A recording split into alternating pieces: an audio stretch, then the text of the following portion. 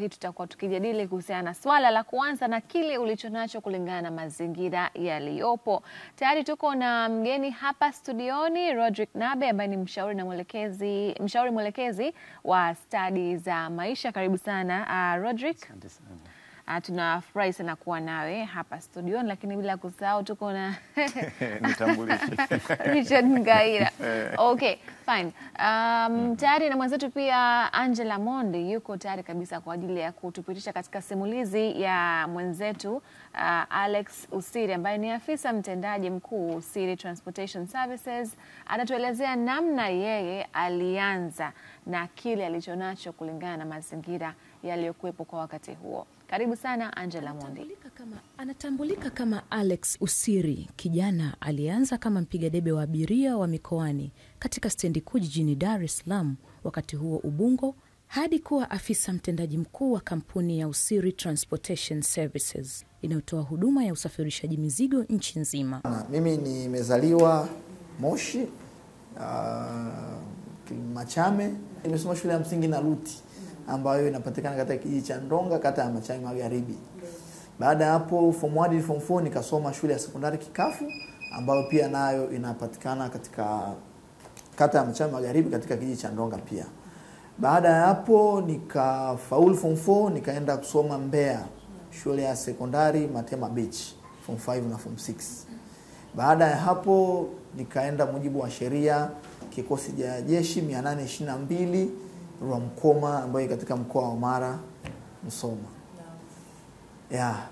Baada ya hapo nikafanikiwa pia kufaulu, nikaweza kuja Dar es Salaam sasa kwa ajili ya kuanza masomo yangu ya chuo kikuu.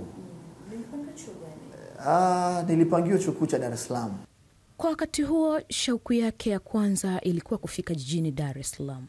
Babu yangu alileta TV kama mwaka 2002 au 2001. So nikawa naiona Dar es Salaam sana kwenye television. Nikawa naona jinsi gani watu wanachakarika.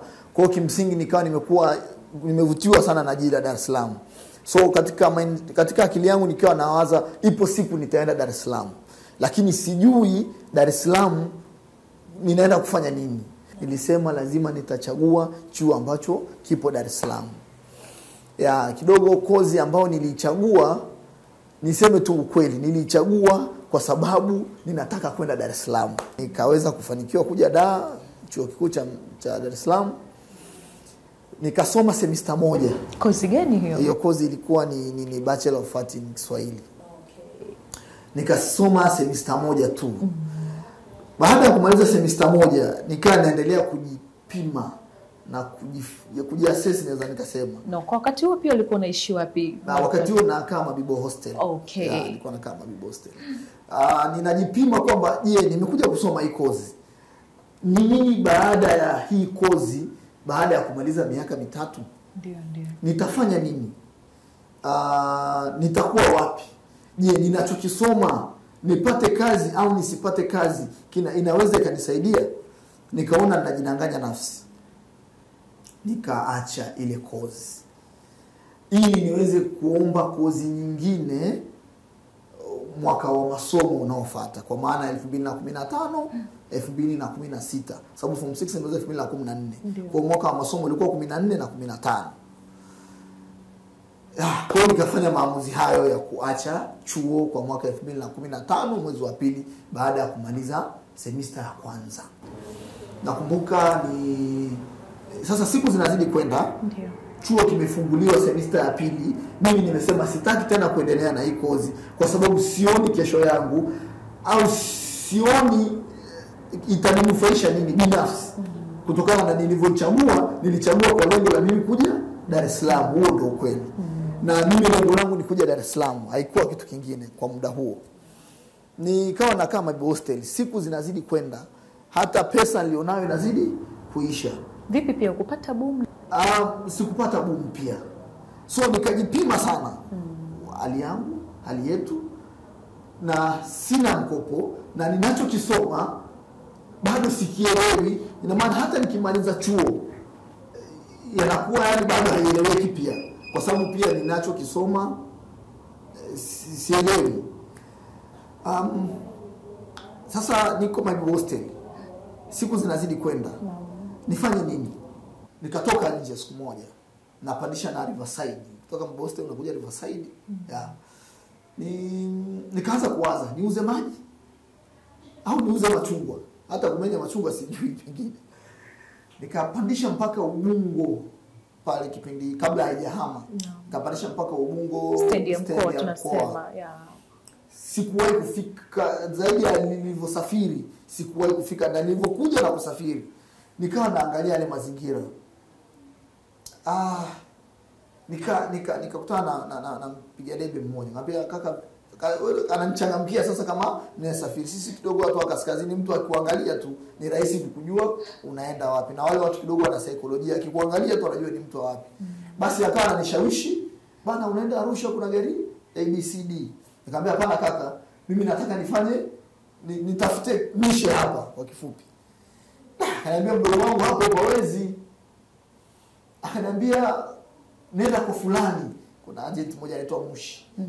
Ni Mchaga naye. Nenda kwa ndugu yako yule Mushi atakusaidia. Nikamfuata Mushi.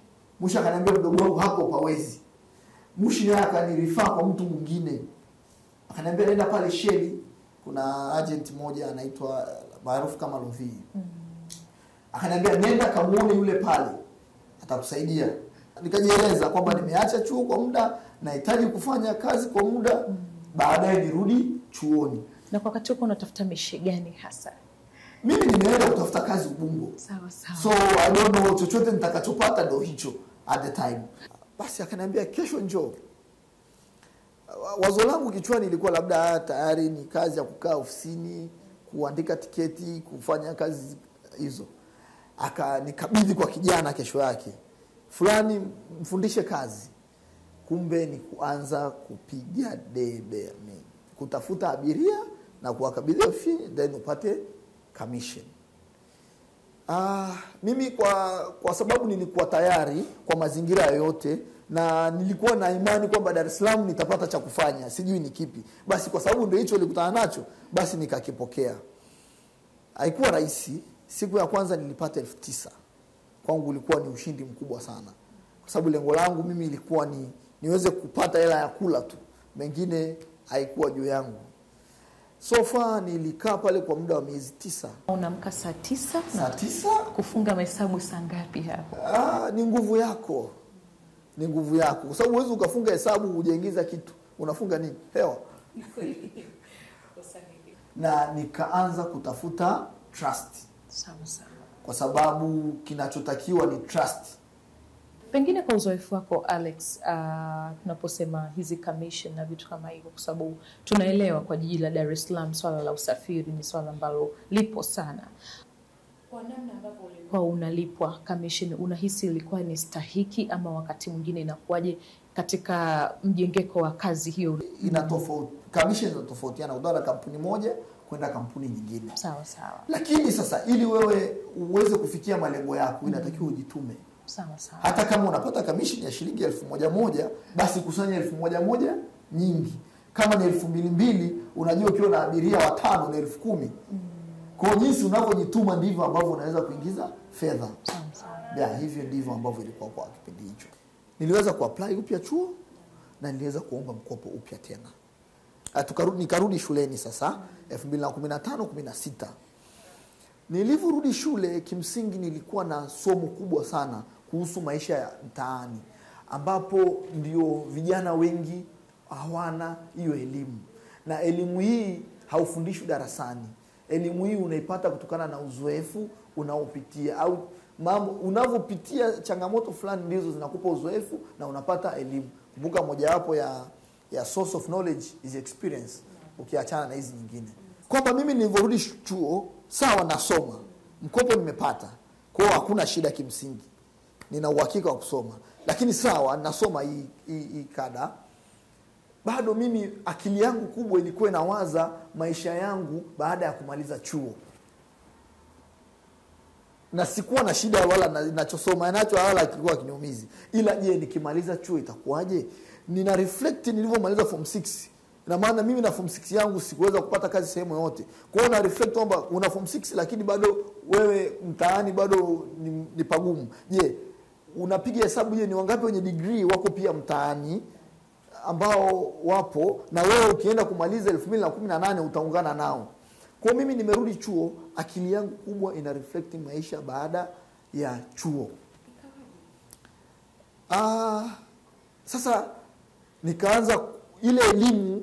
Kwanza nilivyorudi chuo nikaanza kuwaza, nifanye nini ambacho nitaanza kukitengeneza kuanzia sasa hivi ili nikimaliza chuo niende nikaendelee kupambana nacho. Nakumbuka nikaanza kuja na idea ya kufanya computer maintenance na kuuza kompyuta na pamoja na simu. Nakumbuka tulikuwa na kongamano Zanzibar la chuo.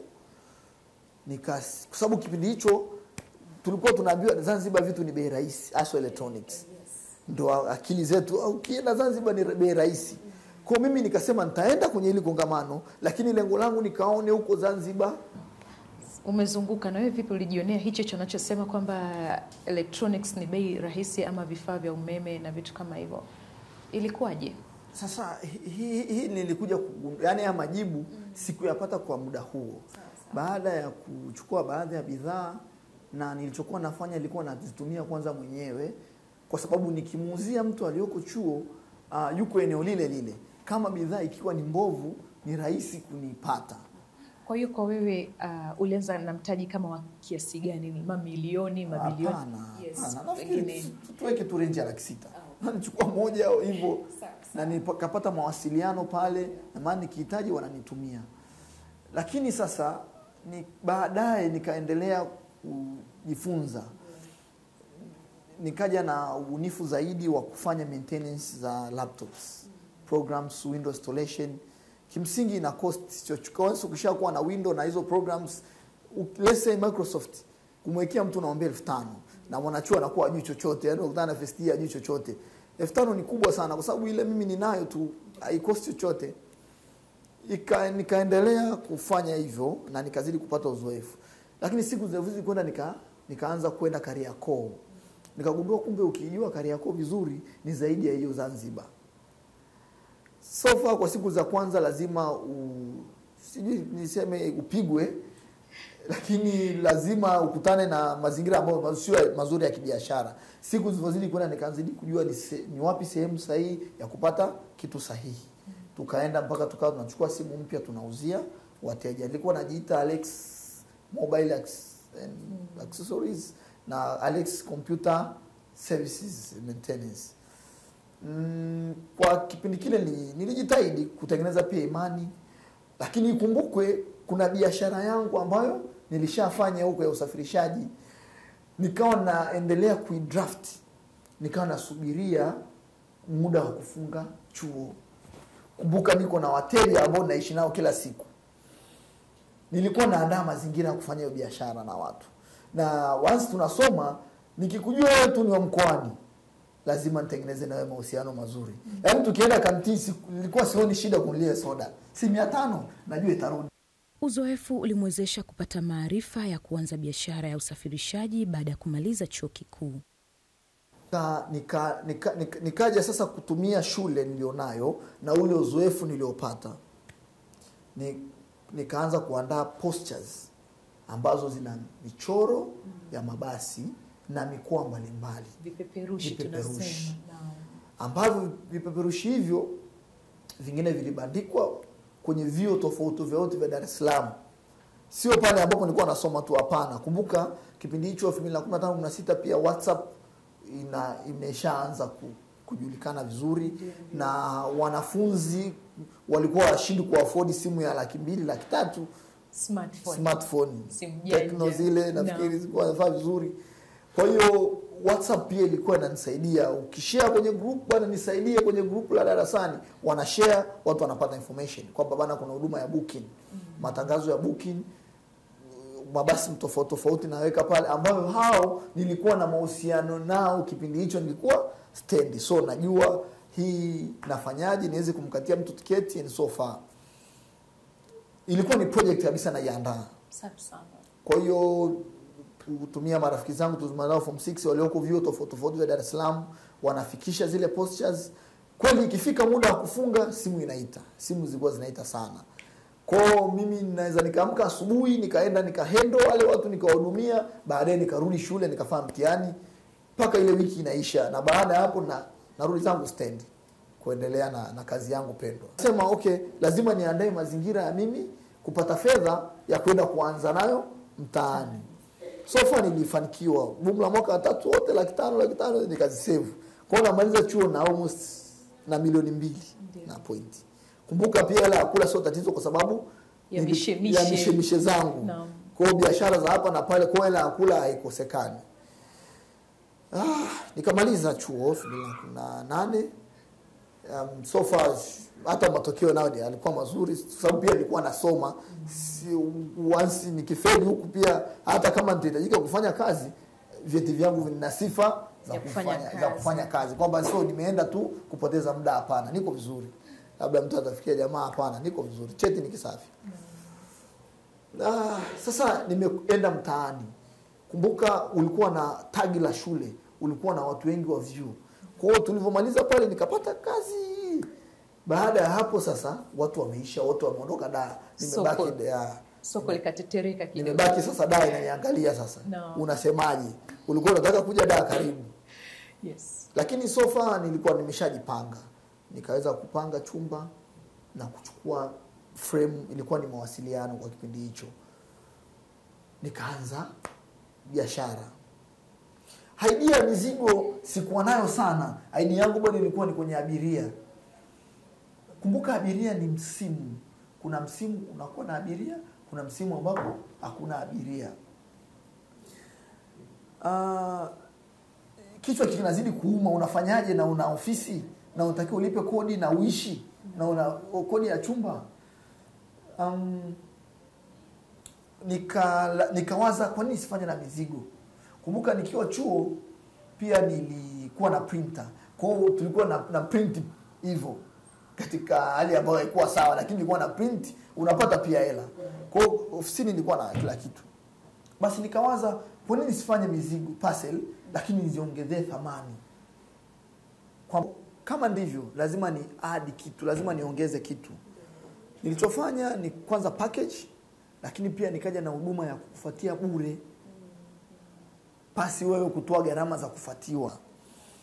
Miezi 6 ikaisha pale mawasiliano. Kwa kweli kwa ile miezi 6 sikuweza kupata fedha ya kuweza kulipa tena kodi. Na kodi ilikuwa ni 120 kwa mwezi. Kwa hiyo kama 720. Sikuweza kupata kodi tena ya kupata fedha. Nikawa nacheza mchezo upatu. Nikapata 400, nikaipeleka. Yule mama akaniambia nakupa mwezi mmoja umalizie kodi yangu. 320 na 20 ya. Nikapiga hesabu zangu, kwa kweli ndani ya mwezi siwezi kupata 320. Hiyo ni 2019. Kumbuka nianze 2018. 2019. Baada vile nikasema hapa bora nirudi kule Ubungo nilipokuwa zamani, nianze upya. Mimi frame imenishinda. Nimekubali yaishe.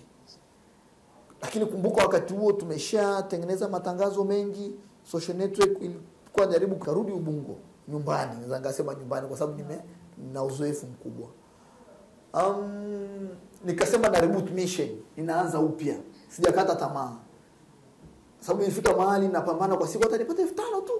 Kwamba nitapata nauli ya kwenda na kurudi, chakula. Haya mengine siku nyingine nitapata hela nyingi nitaweza kukava. Nikakutana na mwalimu wangu anaitwa Dr. Betha Mleke, ni daktari sasa hivi, ambaye alikuwa ni mmoja wapo ya mwanzilishi wa China sourcing, kuagiza vitu China. Nafikiri kipindi hicho alikuwa ni pionea wa kwanza kabisa. Nikakutana naye, anatuma mizigo Ubungo. Basi nikajieleza kwake. Kwa kweli nimshukuru sana. Nimshukuru, aliweza kuniamini. Alikuwa akosi parcel 20 na kuendelea kwa siku au 15, zikusikana sana ni 10 kila siku, kutokana na jinsi ambavyo watu walikuwa wanamwamini, wanaagiza kutoka China kuja Dar es Salaam, na Dar es Salaam mimi ndio nilikuwa nazidichukua na kuzipeleka mikoani. Hivyo nitawasiliana na mteja tangu nachukua mzigo wake mpaka ambapo anapata mzigo wake. Ilikuwa ni jukumu langu mimi. Ina maana yeye mteja wangu hasumbuki kabisa.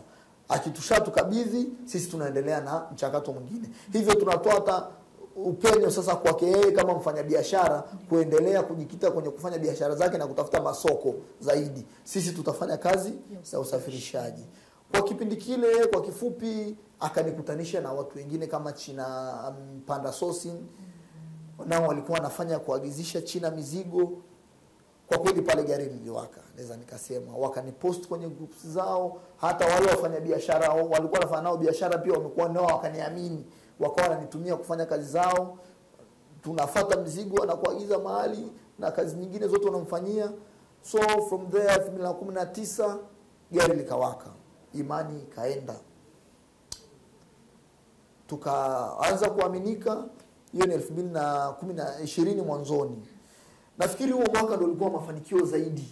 Kutokana na stendi kuhamia eneo la Mbezi jijini Dar es Salaam, Alex alijitahidi kufungua ofisi nyinginezo na mawakala maeneo mbalimbali jijini. Nilipua, nikasema bora nipange frame lakini niweze kufikia wateja wangu.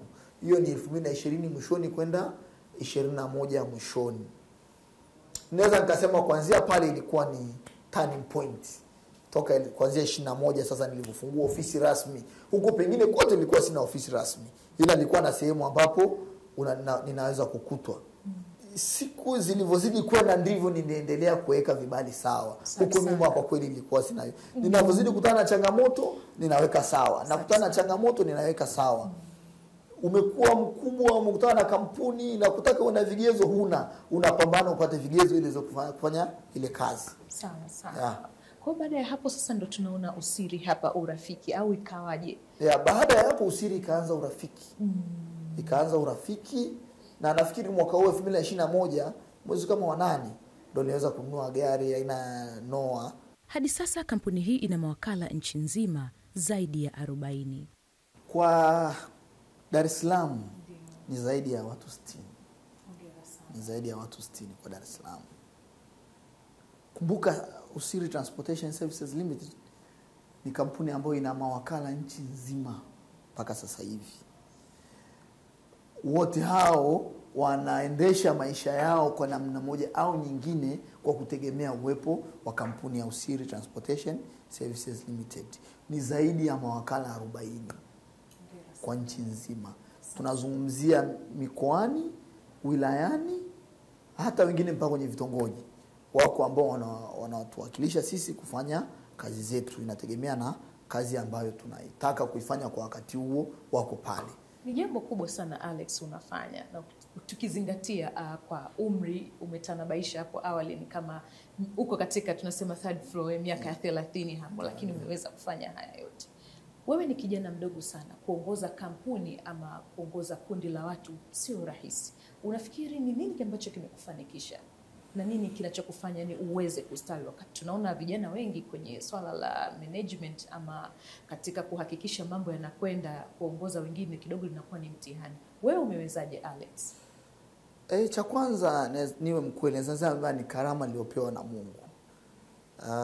Sio kwamba mimi ni mwamba sana au mjuaji sana, pengine ni kitu ambacho ni inborn ambacho nimepewa. Ikumbuke mimi safari wazo langu lilikuwa nawaza kuja Dar kwa kuiona kwenye TV, kwa kuamini kule kuna harakati, yani kuna vitu mbalimbali naweza nikafanya, la silikuwa sijui ni nini, lakini nikafika nikaweza kufanya kitu. Kwa hiyo ni karama. Kwa ilianza imani ya.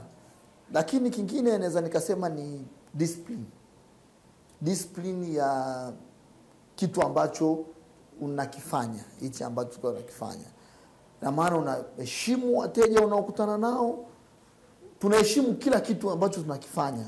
Discipline imetusaidia kwa ufupi tu niseme hivyo. Inborn discipline, mahusiano mazuri na watu. Hongera sana. Kutoka kuamka usiku peke yako na leo na hiyo timu yote, naamini kuna mafanikio ambayo unajivunia ukiona hiyo, unasema kweli haikuwa bure kumwagika jasho na damu. Ni yapi ambayo unayatem kama mafanikio? Mafanikio la kwanza ni kuweza kutengeneza taasisi, kwenda kuwa na imani kwa jamii. nakumbuka kuna interview nilifanya mwaka 2018, nikasema ndoto yangu ni kutengeneza taasisi ambayo mimi hata nisipokuwepo kesho na kesho kutwa, taasisi itaendelea na itaendelea kunufaisha jamii. Naweza kufanikiwa kuwa na maofisi Dar es Salaam, sehemu tofauti. Tunazungumzia Kariakoo, Msimbazi, msikiti wa Makonde, tunazungumzia Mwenge, Makumbusho, Tabata, Segerea. Yote hayo ni mafanikio. Tunazungumzia second home ambao ni Dodoma, kwa sababu tumefanikiwa kuwa na gari zetu wenyewe ambazo tunatoa mizigo Dar es Salaam, Morogoro, Gairo, Dodoma. Hizo ni za kwetu wenyewe. Kiukweli ni kwamba tunafanya usafirishaji, hatuwezi kuwa na magari ya kusafirisha nchi nzima. Lazima tufanye kazi na makampuni mengine. Lakini kwetu sisi tumekuwa na mafanikio ya kuwa na magari yetu wenyewe na kuwa na ruti yetu wenyewe, lakini hata client akitaka tupeleke mzigo wake popote ndani ya Tanzania au nje, tuna magari yetu wenyewe ya kupeleka mzigo wake. Pia tumefanikiwa mwaka jana mwishoni kupata tuzo ambayo ni Young CEO katika usafirishaji, ambapo tuliweza kutunikiwa tuzo hii. Imetupa nguvu sana kwa kweli katika hichi tunachokifanya. Alex, tukichukua na picture nzima ya Usiri, unatamani kufika wapi au ndo umefika? Tunataka tuende East Africa, tuende Afrika kwa ujumla wake, tuende duniani kwa ujumla wake. Lakini kikubwa nachowish tunaofanya kazi wote tuwe na stahiki.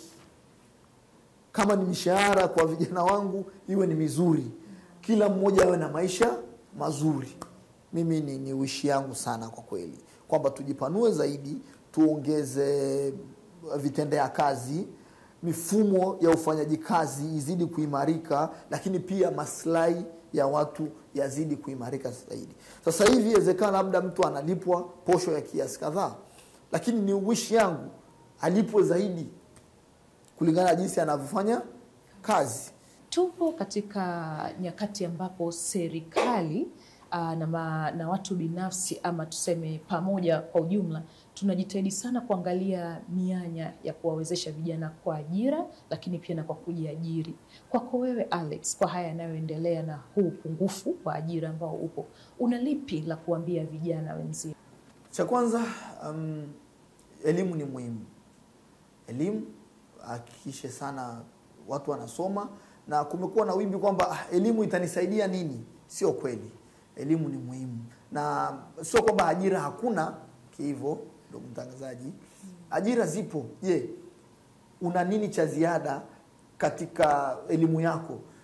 Umesoma, qualifications zako zinaenda kusaidia nini katika taasisi ambayo unaenda au ambayo inakuhitaji? Kwa hiyo watu wasome, wafaulu vizuri, wawe na maarifa ya kutosha, wasiwe shallow juu. Lakini kingine ni namna gani ya kutumia mazingira uliopo kwa wakati huo. Fursa gani zinakuzunguka kwa wakati huo? Ulipo, unachofikiri, anza kukifanya. So washauri vijana wasiwe na over expectation. Wasiwe na matarajio makubwa katika jambo lolote. Kwa sababu naweza nikachukulia mfano kwetu sisi. Anaweza kaja mtu anataka ajira, lakini anataka umlipe pesa nyingi. Hajaonyesha uwezo, hajaonyesha ana uwezo wa kuongeza nini kwenye taasisi ili fedha iweze kupatikana. Kwa hiyo mimi nafikiri watu vijana waonyeshe uwezo wao, watafanikiwa. Asante sana Alex, na nashukuru sana na iwe heri katika hayo ambao unayatarajia, ili siku nyingine tena tukija interview kama ile uliofanya wakati unawaza kwamba kuwa na taasisi sasa tuzungumze kiafrika Mashariki ama na Afrika nzima kama unavyotaraji. Shukran sana. Nashukuru sana. Asante. Mtazamaji wa Hello Weekend, ni Alex Usiri, au tunaweza tukasema CEO wa kampuni ya usafirishaji maarufu kama Usiri Transportations, ambaye ametupitisha katika safari yake, namna gani alianza chungu na tamu, lakini pia miiba mbigili mbalimbali mpaka hapa alipofika. Na mimi mengi umejifunza, lakini ambalo mimi nimelichukua zaidi ni namna gani unatumia mazingira yako katika kuhakikisha unaleta tija kwenye jamii. Nisiwe mzungumzaji sana, mengi ameyazungumza Alex, nami ni Angela Mondi na hii ni Hello Weekend. Asante sana Angela Mondi pamoja na Alex Usiri ambaye ni afisa mtendaji mkuu wa Usiri Transportation Services kwa kutupitisha katika safari yako ya tangu ulipoanza pamoja na mpaka hapa ulipofikia hivi sasa. Kwa hiyo ili kuweza kujadili kile ambacho amekizungumza hapo Alex, tutajadili hasa tunasema kuanza na kile ulichonacho kwa mazingira yaliyopo. Tayari tuko na Rodrick Nabe kama ambavyo nimemtambulisha hapo awali, ambaye ni mshauri mwelekezi wa stadi za maisha. Na karibu sana Rodrick. Asante sana Betty. Bila shaka tumepata kusikia na kutazama kile ambacho mwenzetu Alex amekipitia tangu alipokuwa chuo na mpaka sasa hivi anamiliki kampuni ya usafirishaji. Labda kwa ujumla wake tu ungezungumza kutokana na kile ambacho amekipitia na mpaka hapa alipo sasa. Wakati Alex anazungumza kitu cha kwanza ambacho nimekipata kwake ni mindset, mtazamo ule. Alex alikuwa na mtazamo wa kufanikiwa, lakini aligundua kabisa kwamba lazima niende kwenye mazingira fulani. Kwa hiyo kuna watu ambao inawezekana hawajapiga hatua kwa sababu wako kwenye mazingira ambayo sio sahihi. Kwa hiyo yeye alichokifanya kutafuta mazingira kwanza, lakini pia kingine ambacho nimeona hakuchagua kazi. Ndiyo. Pamoja na kuingia chuo, lakini bado akawa anatafuta starting point. Na mara nyingi mimi naambiaga vijana kwamba watu ambao hawachukui hatua ya kwanza ni ngumu kuchukua hatua ya pili. Kwa hiyo Alex asingechukua hatua ya kwanza kuanza kukata tiketi na kupiga debe, asingefika hapo alipo. Kwa hiyo hatua ya kwanza unaweza ukapata idea nzuri, then wewe unataka uruke ile hatua. Kwa hiyo ni muhimu sana uanzie na kile ulichonacho. Na hata sasa hivi tunavyoongea, tunaposema anza na kile ulichonacho, kuna watu bado mtazamo wao unasema hao wanasema kwa sababu wamefika sehemu fulani. Alex anasema kwa sababu ana magari yake na nini na nini. Lakini tunamaanisha tunaposema anza na hicho ulichonacho. Kama ulichonacho ni maarifa, anza na hayo. Kama ulichonacho ni watu, anza na hayo. Kama ulichonacho ni mazingira. Juzi nilikuwa naongea na mtu akanichekesha, akaniambia kuzaliwa Dar es Salaam 50% umeshafanikiwa. Kuzaliwa Dar es Salaam. Yaani kuzaliwa tu Dar es Salaam na kusoma na kuishi Dar es Salaam. Yaani una chance au nafasi ya 50% ya kufanikiwa. Sasa mimi nawaambia wengine, kama umezaliwa kwenye mji fulani, inaweza siwe Dar es Salaam peke yake. Inaweza kawa Mwanza, Mbeya, yani mjini. Maana yake mjini kuna fursa nyingi. Hiyo ni nafasi ya 50% ya wewe kufanikiwa. Sasa kinachofuata kuna mambo mawili. Kuna yale ambayo yako ndani yako na yale ambayo yako nje yako. Tukiangalia Alex, yale ambayo yako ndani tunaweza tukasema internal factors ni ule ujasiri, uthubutu, kujiamini, kutoka sehemu na kwenda ofisini kuwaomba watu kazi, unaona? Hiyo sasa ipo ndani mwetu. Sasa kama wewe huna hicho kitu, itabidi utengeneze hiyo. Ile wanasema kwa Kiingereza inaitwa grit, kukomaa, kuto kukata tamaa. Watu wachache wanayo ile perseverance, kwamba anaenda anakataliwa lakini anaendelea. Kama tumemsikiliza Alex hapa, alienda kwa mtu wa kwanza, sijui Mushi akampeleka sio kwa mtu wa pili, kampeleka tena kwa mtu wa tatu. Kwa hiyo ingekuwa yeye hana ile perseverance, angekata tamaa. Kwa sababu pale mwanzo tu ameenda, wamemwambia, kijana akamwambia hili eneo huliwezi.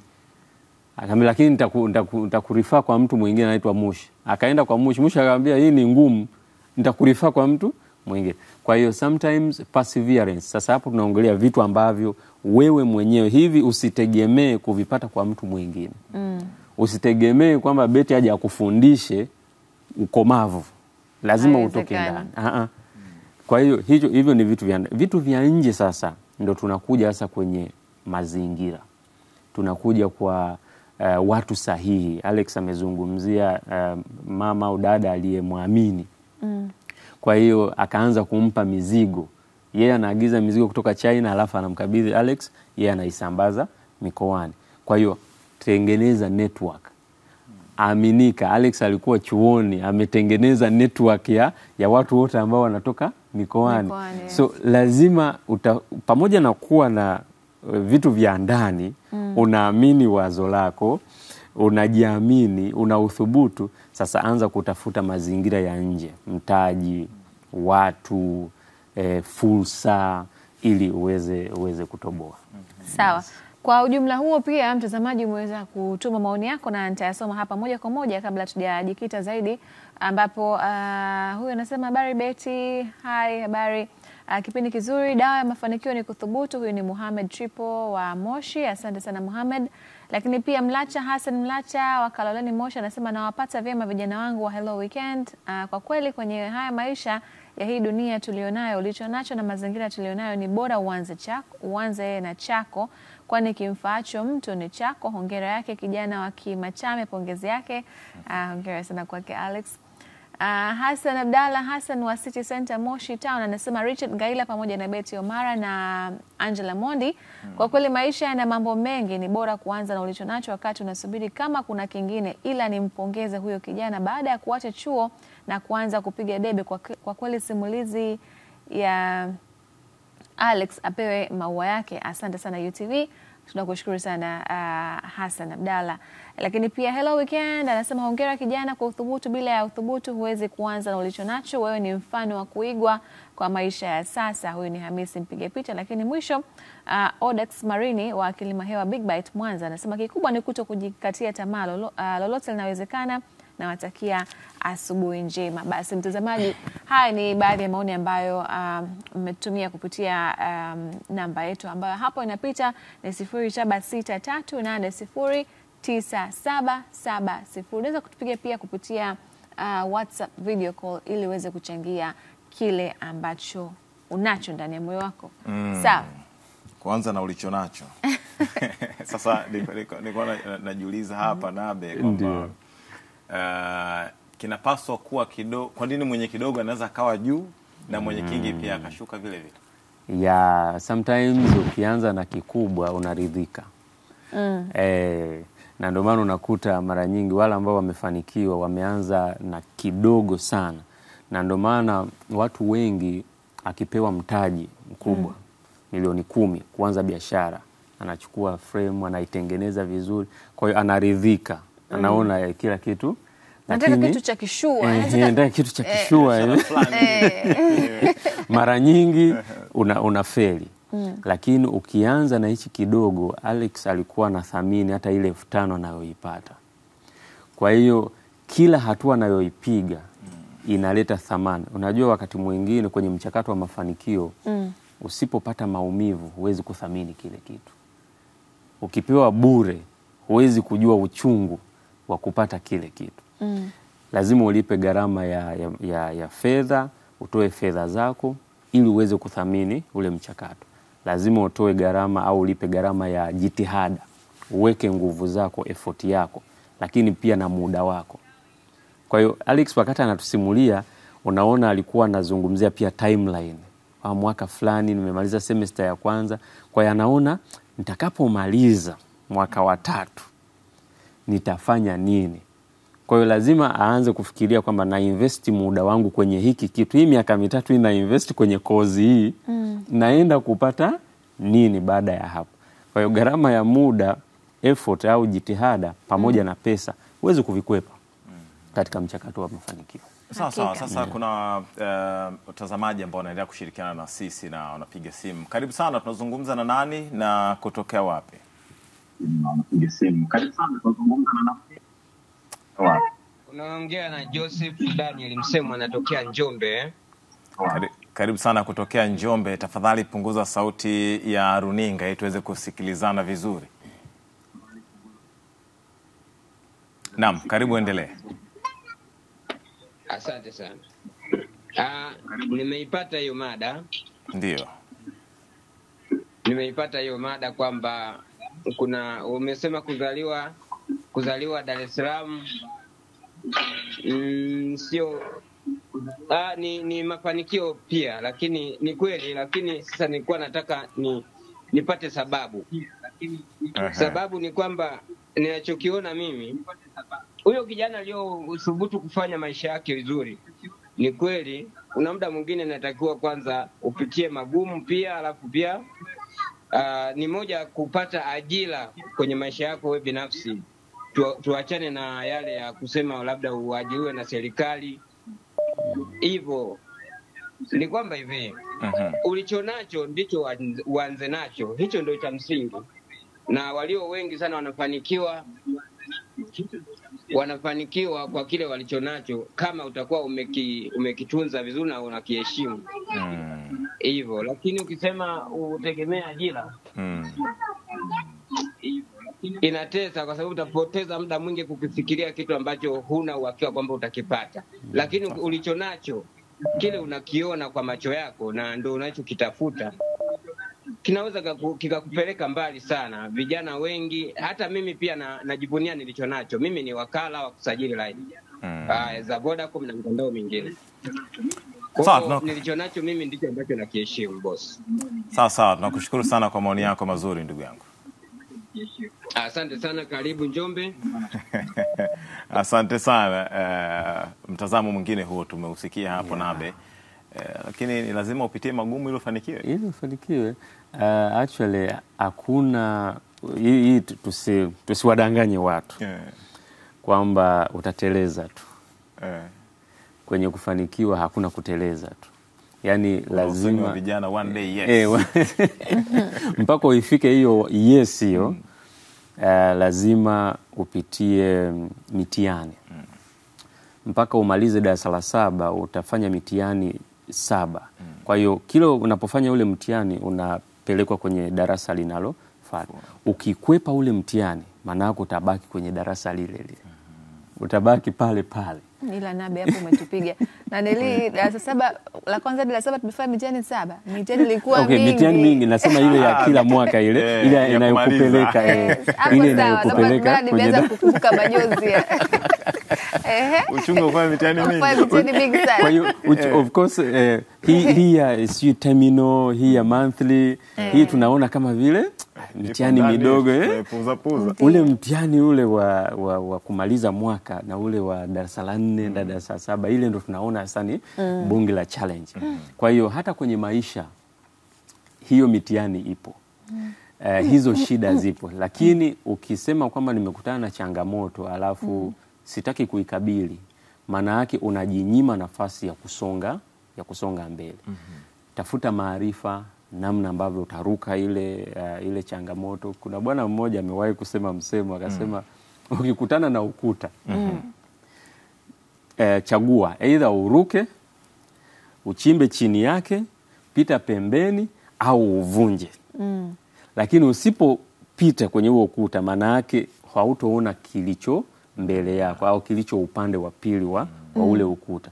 Kwa hiyo tafuta mbinu yoyote uweze kuenda kutoboa upande wa pili. Sasa hiyo ina maana gani? Ni kutoboa kwenye zile changamoto ambazo unakutana nazo. Sawa. Kwa sasa hivi Nabe tunaona kwamba ni jambo la mazoea kabisa kwamba kijana au mtu tu wa kawaida anaweza kaa tu nyumbani anasubiria apate mafanikio, lakini hawezi kuanza na kile kidogo alichonacho. Mtu anawaza nikipata milioni 2, nikipata 500,000.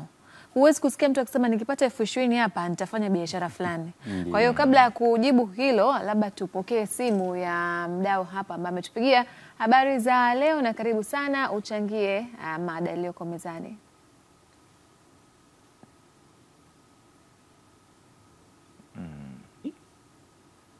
Moshi Kilimanjaro. Ndiyo. Mada ni nzuri na mafanikio yote huwa ni mchakato. Mchakato unaanzia wapi? Ukubali kuanza chini. Sehemu nyingi watu wanafeli pale wanapoanzia na mtaji mkubwa au unapoanzia na kitu kikubwa. Ukianza na kitu kikubwa akili ina relax. Lakini ukianza na kitu kidogo huwa unaumiza akili kuweza kukipandisha au kukuza mtaji zaidi. Kama ni kwenye biashara, hata ni kwenye kampuni. Unapoanzia juu ni rahisi kushuka, lakini unapoanzia chini unapata zile changamoto zinakujenga zaidi. Lakini ukianzia juu ina maana una kila kitu. Hauna changamoto. Changamoto zikikutokea baadaye unajiona haustahili kufanya kile kitu, unakata tamaa kabisa. Kwa hiyo kila kitu inatakiwa uanze chini. Mafanikio yote ni mchakato. Nje ya mchakato unafeli kwa haraka zaidi. Yeah. Sawa, tunakushukuru sana kwa mchango wako wa kile ambacho tunakijadili hapa. Kwa hiyo Rodrick, nilikuwa nazungumza sasa na kuuliza kuhusiana na hiyo hali kwamba hakuna ambaye anataka kuanza na cha chini. Yaani kwa sasa hivi mazingira mengi ni kwamba nikipata 500,000, ndio 300,000, yes, ndio nitafanya biashara itakuwa vizuri. Mara nyingi nawaambia vijana kwamba hata maarifa na taarifa sahihi na maarifa sahihi, hiyo inaweza ikawa ndo fimbo ya kuanza nayo. Mimi nakumbuka kuna biashara ambayo nimewahi kufanya wakati wanajenga Terminal 3 pale airport. Niligundua kwamba zile container zinazoleta mizigo zinahitajika ziondolewe. Kwa hiyo nilipopata ile taarifa, ile ilikuwa tayari capital. Kwa mimi nikachukua picha, nikazitangaza, container zikauzwa, nikapata commission.